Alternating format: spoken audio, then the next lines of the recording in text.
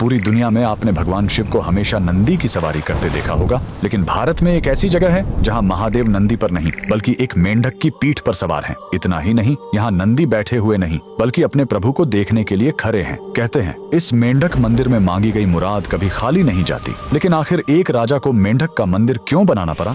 कहानी करीब 200 साल पुरानी है, उत्तर प्रदेश के ऑयल रियासत की। वहाँ के राजा बख्तावर सिंह बहुत प्रतापी थे, लेकिन वो कुदरत के आगे हार चुके थे। उनके राज्य में सूखा पड़ गया था, प्रजा पानी के लिए तड़प रही थी और दूसरी तरफ राजा का अपना आंगन सूना था। उनका कोई पुत्र नहीं था जो आगे चलकर गद्दी संभाल सके। राजा पूरी तरह टूट चुके थे। तभी राज्य में एक महान तांत्रिक का आगमन हुआ। उसने राजा की परेशानी सुनी और एक ऐसा उपाय बताया जिसे सुनकर सब हैरान रह गए। तांत्रिक ने कहा, राजन, ये सामान्य सूखा नहीं है, आपको मंडूक तंत्र का सहारा लेना होगा।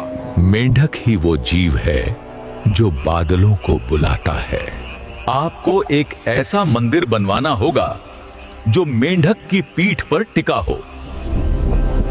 राजा ने तांत्रिक की बात मान ली। निर्माण शुरू हुआ, लेकिन इसमें सीमेंट या चूने का इस्तेमाल नहीं किया गया। इस मंदिर को अमर बनाने के लिए पत्थरों को औरत की दाल और गुड़ के पेस्ट से जोड़ा गया। जमीन से 100 फीट ऊपर एक विशाल पत्थर के मेंढक की आकृति बनाई गई और उसी के ऊपर यह भव्य मंदिर खड़ा किया गया। मंदिर तो बन गया, लेकिन प्राण प्रतिष्ठा के लिए राजा खुद नर्मदा नदी से पवित्र नर्मदेश्वर शिवलिंग लेकर आए। और फिर वही हुआ जिसका सबको इंतजार था। जैसे ही पूजा शुरू हुई, आसमान में काले बादल छा गए और राज्य में झमाझम बारिश हुई। इतना ही नहीं, कुछ समय बाद राजा को पुत्र रत्न की प्राप्ति भी हुई। आज भी यूपी के लखीमपुर खीरी में यह मंदिर शान से खड़ा है। इस अद्भुत मेंढक मंदिर के लिए कमेंट में लिखें, हर हर महादेव।